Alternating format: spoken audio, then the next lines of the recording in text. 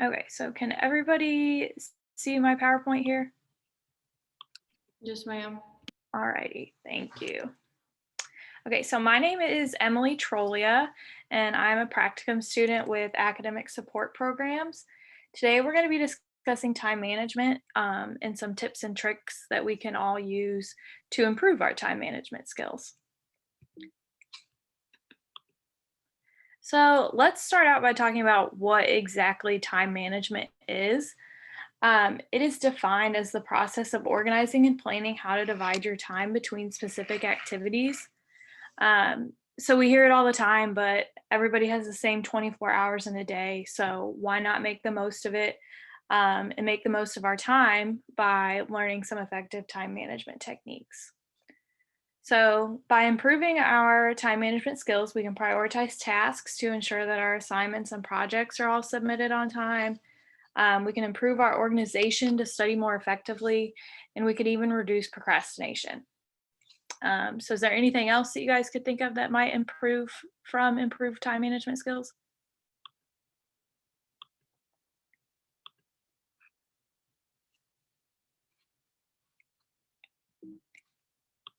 So, um, we're going to start out with this video that I like that kind of touches on some of the topics that we're going to talk about today. So, it's just a couple minutes long.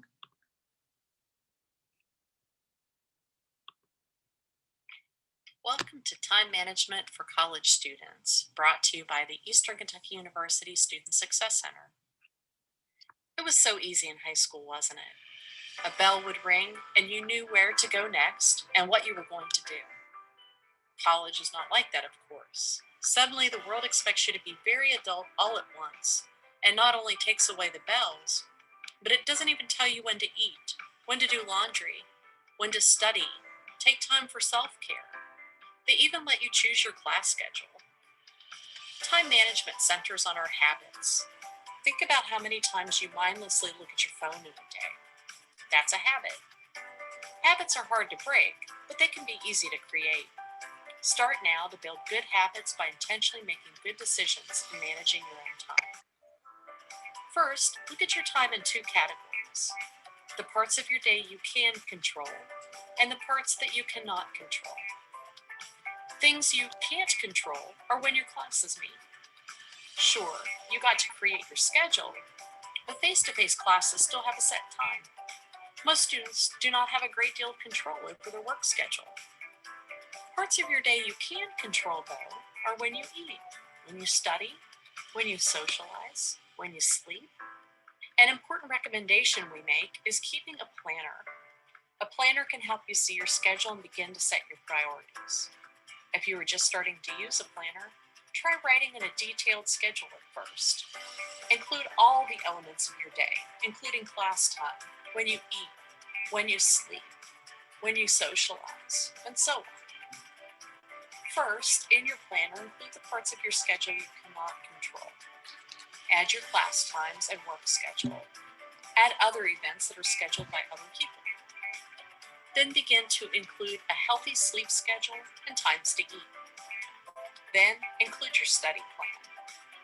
See the Student Success Center video about effective study plans for more details. But do make sure your study plan is set for early in the day. The brain is not as effective at learning later at night. After adding your study plan times, make sure you include time for yourself. It is important to include self-care time in order for your brain to relax well. Sometimes it's difficult to relax when you feel like you should be studying. Scheduling time for self-care gives your brain permission to relax and not feel guilty about what you think you should be doing.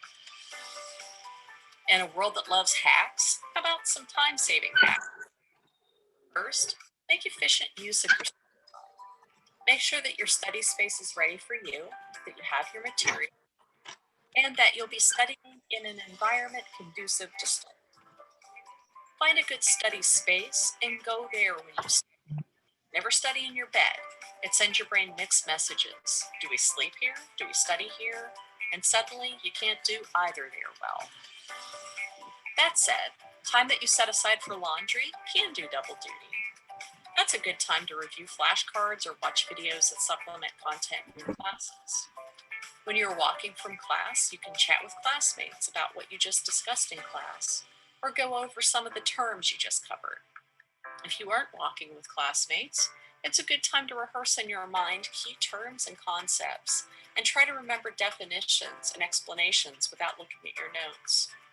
When your brain has to work hard to recall content, the information in long-term memory is a little easier. Limit distractions when you study.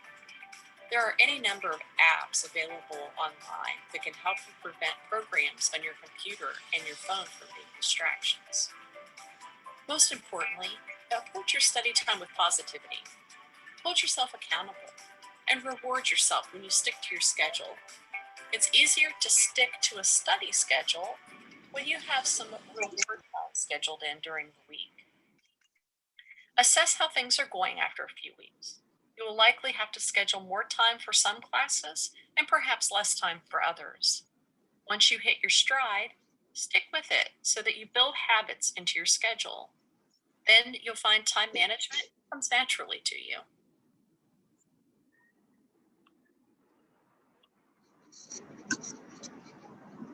Okay. So I like that video just because it's kind of a quick overview of several things that you can do to help improve your time management skills. So here are some things that we're going to talk about today. Obviously, this isn't an exhaustive list, and some things that work for you may not work for your friend.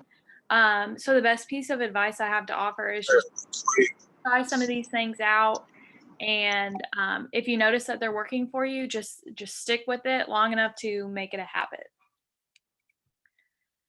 Okay, so for planners, you probably hear this a lot in your classes, but get a planner, keep up with your planner, keep track of your planner. So at the beginning of every semester, I like to take the syllabus for each course that I'm in, and I write down all of the assignments and readings that I'm going to have done for each class period. And then I also write in the due dates for any major exams or projects that are already on the syllabus. And that's just a great way to keep all that information in one place. So when you get a couple weeks into the semester, you don't have to start sifting through all of your papers to try and um, figure out what you have to have done for that week. And the biggest kicker with the planner is making sure that you update it. So we all know that professors change due dates, or maybe they add or remove assignments from the syllabus. So just make sure as soon as those changes are announced, you update your planner accordingly. And another tip for having a planner is to make sure that you keep it with you, so that you can reference it if something comes up. So this could be a paper planner or it could be a digital planner. I found that once I got to college, the paper planner didn't work so well because I had my computer with me far more than I had the planner with me. So I switched to that digital planner just to be able to pull it up as soon as I needed to. And then you can also link a lot of these things to the calendar on your phone. So we all probably have our phone attached to our hand. So that's a good way to be able to keep up with it as well. And then when you're filling in your planner, don't forget to add in like your personal appointments or work meetings that you might have. That way, you know that you're going to have to work around these things when you're making your schedules. Okay, so once you have your assignments all laid out for the entire semester, I like to take it week by week. Looking at the semester or even just a month at a time can be really daunting, and it might make you lose your motivation for the work that you do need to get done. Um, so if a week is too much to start out with, you could take it day by day. So starting on Monday, write down what you need to get done that day and stick to it. And then once you get used to making a schedule and sticking to that schedule, then add in a couple days at a time until you can work up to looking at a whole week at one time without it seeming too daunting. So before the start of each week, write down what assignments are due that week and any exams or projects that you know you're going to need to work on or study for. Um, if you're making plans on a Sunday, don't forget to add in next Sunday to your week long plan. That way you don't get to the weekend and you're like, oh my gosh, I have a paper due at 11:59 and I haven't even started it because I forgot to write it on my weekly schedule. And creating these study schedules can be really beneficial when it comes to exam time, as long as you get into the habit of writing in study blocks, homework time, review blocks, office hours, that kind of stuff. It'll really benefit you when it comes to exams and midterms so that you're already in that habit and it's not something that you need to adjust to, and you probably won't end up cramming. And next week's workshop is all about test prep tips. So we will talk about scheduling study time a little bit next week. Okay, so next we're going to talk about goal setting. Once you know what you need to get done, you should set some goals that are related to that task that needs to be completed. So when we're setting goals, we need to make sure that we're setting SMART goals. A SMART goal is specific, measurable, attainable, relevant, and time bound. So this graphic has a little description of what exactly each letter means. So specific, you want it to be focused and identify a tangible outcome. Measurable should be a clear definition of success. And that'll help you kind of evaluate whether or not you achieved that goal. Attainable, you want it to be challenging, but you want it to be reachable. So you don't want it to be so easy that you get it every time, but also you don't want to be discouraged because you never reach that goal. Relevant, make sure your goals are worthwhile to you. Make sure they're relevant to your degree program. They're relevant to your semester. Um, they're relevant to you in some way, not just some crazy goal that, hey, that sounds fun. I think I'll make that a goal of mine. Okay, and then finally, T is time bound. So you should have a target date, something that motivates you to get to that finish line. Okay, so when we're putting these SMART goals into practice, um, really try and evaluate the goals that you do have set for yourself. It can be easy to say, I want to work on my homework today, but technically you could achieve that goal if you do one math assignment or if you work on a problem for 5 minutes and then forget about the rest of it. So instead of saying, I need to work on my paper today, you could try, I'm going to work on research and writing for my English paper for 2 hours today.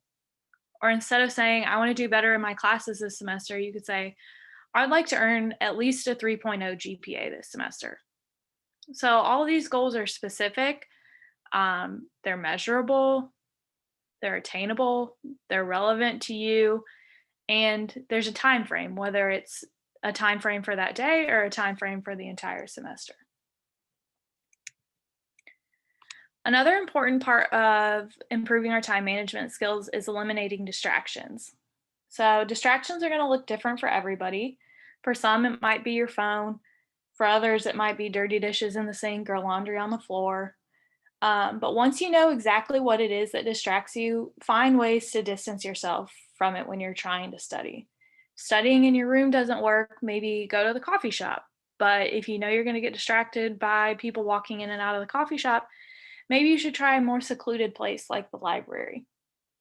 And then once you have your study space, figure out what works for you within that space. So if that means working by yourself because your friends distract you, then try and make it a habit to study by yourself and tell your friends like, hey, sorry, I really need to study by myself to get some work done right now. Maybe studying by yourself doesn't work for you, so you could find a study group to help you keep on track and hold you accountable during your study time. One thing for me is if I see my phone, I'm more than likely to grab it for no reason and just start scrolling through things. So I like to put it behind my computer because if I can't see it, I kind of forget that it's there. So that might be something worth trying for you, or even putting it on Do Not Disturb or setting time restrictions on certain apps. Then another thing you could try and do is to listen to music to drown out those background distractions. But if you find yourself singing along to your favorite songs, you could always look up instrumental. Even if you don't like classical music, they do have instrumental of like popular songs and stuff. So that might be an idea worth trying. And then another tip is to keep an organized study space. So if you have a really cluttered study space, you're more than likely going to find something within that space to distract you. and take your focus away from your work. So basically, the most important thing when it comes to eliminating distractions is to reduce that procrastination and figure out the environment that works best for you. So these aren't going to be one size fits all recommendations. Does anybody want to chime in with anything they do to help reduce distractions while they're studying?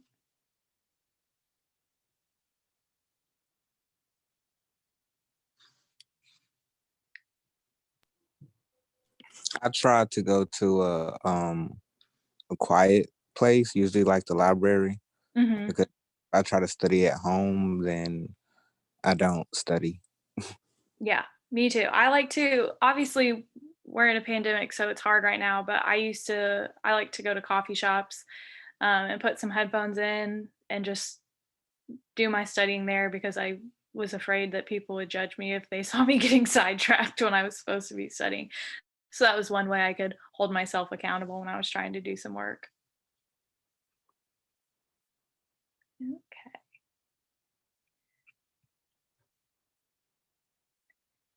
So next we're going to talk about the importance of starting early.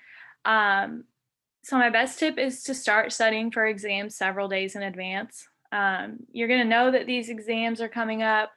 If they're not already set in stone on the syllabus, then your professor has given you at least a couple of class periods um, warning before that. So start early and give yourself more time than you think you might need. I know a lot of online assignments might say, oh, this will take you an hour to do, but maybe when you're making your study schedule, give yourself an hour and a half or just 1.5 times whatever length you think it might take you. And worst case scenario, you end up with a little bit of free time, but that's probably going to be your best bet to ensure that you're not frantically trying to finish assignments right at the end of that time frame here. Let's see what's okay. And then also starting early will help you if you run into roadblocks. You're going to have plenty of time to ask the instructor or your classmates for any kind of help that you might need.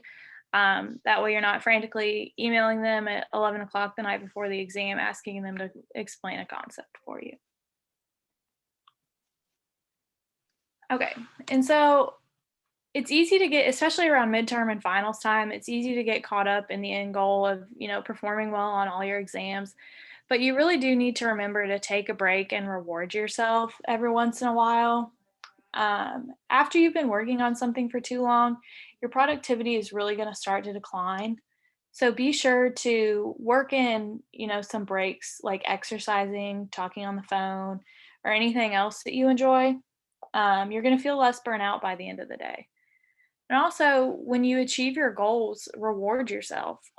Whether that's, eating dinner out, stopping for a milkshake somewhere, going shopping, or even just watching like an episode or two of your favorite show. I would just say don't go too far overboard on that Netflix and Hulu and get into a rabbit hole and suddenly you're not studying anymore. Okay, so the last couple of slides are going to be some techniques that you can use to put these time management skills into practice. Just like any of the other tips that I offered, these are all going to be trial and error. It may not stick the first several times that you try it. But once you start to get the hang of what's working for you, stick with it and make it a habit for the rest of the semester. Okay, so the first technique is called the Pomodoro method. It's a way of breaking down your study time into a work period and then a break period. And the idea is that, you work for these 25-minute periods and then you have a nice 5-minute break. And you do that 4 times before you take a longer break. So the idea is that you're going to, stay fresh and you're not going to get burnt out. And it's a lot easier to look at stuff for 25 minutes and then give yourself a break rather than telling yourself that you have to look at it for 3 hours on end.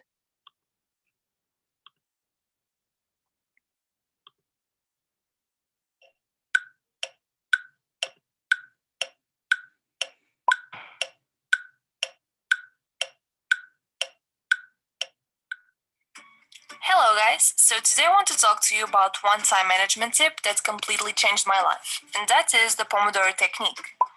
So the Pomodoro technique basically consists on setting a timer for 25 minutes to coordinate your study routine. That's the amount of time where your brain is at its most productive phase, which helps reducing burnout and managing distractions. So all you have to do is choosing a task you'd like to get done, and you can either use your planner, your to-do list, or your bullet journal to write down those tasks, setting a timer for 25 minutes, and you can either use your phone or computer alarm, or even a kitchen timer, which was what was used for the original Pomodoro technique. During those 25 minutes, you have to be focused and eliminate any distractions in order to manage through your task. Your goal is not to complete it, but make the most out of the time available to get through it as fast as possible. And believe me, comparing to normal student timers, which go from 45 minutes, 1 hour and a half, setting timers for 25 minutes makes all tasks seem more manageable and easy to complete. When the alarm rings, stop doing whatever you're doing. You have just completed a full Pomodoro. Now you're able to make a 5-minute break before you start your next Pomodoro. Once you finish 4 Pomodoros, you can take a longer break, something that goes from 20 to 30 minutes. And what's great about the Pomodoro technique is that it shows you that you can get a lot done in 25 minutes without feeling the need to plan study sessions that last for hours. In fact, one of the things that makes more people procrastinate is thinking that they need to sit down for hours surrounded by books. If you plan your study sessions with the Pomodoro timer, you will get a lot out of the idle bits of time throughout the day where you think you need to get something done, but get the wrong idea that with only half an hour, there's no way you can accomplish anything at all. So I hope you like this very simple tip. Don't forget to subscribe, and I'll see you in my next video. Bye!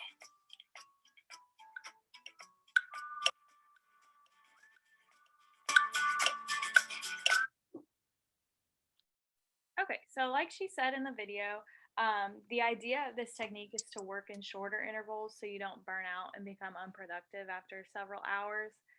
If this is something that you think you'd want to try, there are YouTube videos or websites that have this timer built into it. So you can follow those timers, and if it starts working for you, you'll probably find that you might retain some more information by studying in these shorter bursts, and you probably won't feel as mentally drained by the end of your study session. Okay, so next we're going to talk about the Eisenhower matrix. And it's a really good way to just kind of break down your tasks into it's urgent and important, or urgent and not important. And it's a great way to evaluate where your priorities should lie for that time. So when you start to feel overwhelmed, just draw the matrix and start filling in the tasks for the day. So this video is going to give you a little bit more information about it. Have you recently had the feeling there is more to do than you can achieve in a day, a week, or even a month? A good time management strategy solves this problem and can dramatically reduce stress and increase your own productivity at the same time. The Eisenhower matrix by former US President Eisenhower supports you in prioritizing tasks by urgency and importance and sorting out those less urgent or important tasks which you shouldn't do yourself. This results in 4 quadrants with different work strategies. We call the first quadrant the do first sector, as its tasks are important for your life and career and need to be done today or tomorrow at the latest. You could use a timer to help you concentrate while trying to get as much of them done as possible. An example of a number 1 task could be a review of an important document for your manager. The second quadrant we call the schedule sector, as its tasks are important but less urgent, and you should list those things that you need to put in your calendar here. An example of that could be a long-planned return to the gym. The third quadrant takes up things you could delegate, as they are less important to you than others, but still pretty urgent. You should keep track of delegated tasks by email, telephone, or within a meeting to check back on their progress later. An example of a delegation could be somebody calling you and asking for an urgent favor or requesting you step into a meeting. Maybe you could delegate this responsibility by suggesting a better person for the job, or give the necessary information back to the caller and have him deal with the matter himself.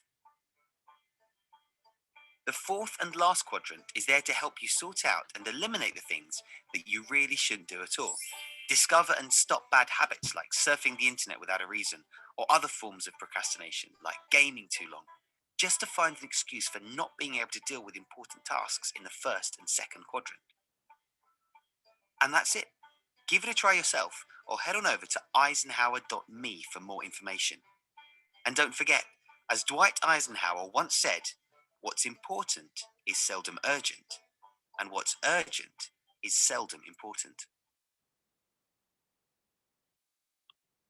Have you Okay, so the matrix is going to look a little bit different for everybody because what's important to you may not be important for the person sitting next to you. But the more you stick to your schedule and you schedule these things that are over here in the important and not urgent section, the less time you're probably going to have to frantically be spending in the important and urgent section. So when you start to get overwhelmed, just draw the matrix and start filling in the tasks that you know you need to get done for the day or the week. You're going to be able to prioritize those things that need to get done first and then move on to the things that need to get done, but maybe not right this second. So I know a way of procrastinating for me is doing important things that may not be urgent rather than doing the things that are urgent and important. So using the Eisenhower matrix kind of helps me evaluate these things and check on myself, say, okay, do we really need to be doing this right now, or can we do it later today after we finish these other tasks? So urgent and important might be that homework assignment that's due tonight or the writing assignment that's due tomorrow. Important but not urgent. So those are going to be things that you know you want to get done, but they don't need to be done right now. So if you want to go to the gym today, you could schedule that for later. If you need to call somebody, you could schedule that for later.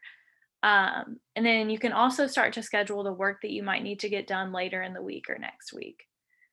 In this not important, not urgent box, I kind of want to talk about just for a second because it's not telling you to do things like never watch Netflix or never play video games, because obviously if you enjoy those things, then those should be important to you. But just kind of evaluate how much of your time you're spending on those tasks. So if you're finding that you scroll through social media and then put your phone away and do work for 5 minutes and then pick it up to scroll through it again, that's probably going to be something that falls into that fourth box. So yeah, you can check social media, just don't check it excessively when you should be doing your work. And then finally, one thing that I really like is this what I plan to do versus what I actually did chart. So you could create an hour-long block, I guess, for each day, and then write in what you want to do that day. So if you wake up at 8 a.m. and then you have class at 10, so say you want to wake up, exercise, shower, and eat breakfast. So you have that 2-hour block to do it. And then you have to you'd write in class at 10, class at 11, and lunch at 12. And then write in any meal times. If you like to cook dinner for yourself, write in you want to eat dinner at 6:30, but also you have to ensure that you're writing in the time that it takes you to, pull everything together and cook dinner. And then after you eat, you need to write in the time that it's going to take you to do your dishes and get everything cleaned up. So just write in anything and everything that you want to get done in that day. And then either at the end of the day or as you go through the day, write down what you're actually doing at that time. So it's a great way to see if you are sticking to your work, but you're realizing that it's taking longer to do your work than you thought it would. This is a great way to help you reevaluate how you're scheduling those tasks for the future. And then if you find that you're really not sticking to what you say you're going to do and you're doing a lot of those not important, not urgent tasks, then it's a great way to help you evaluate those tasks and maybe find some ways to help reduce those. Okay, so I'm going to stop recording.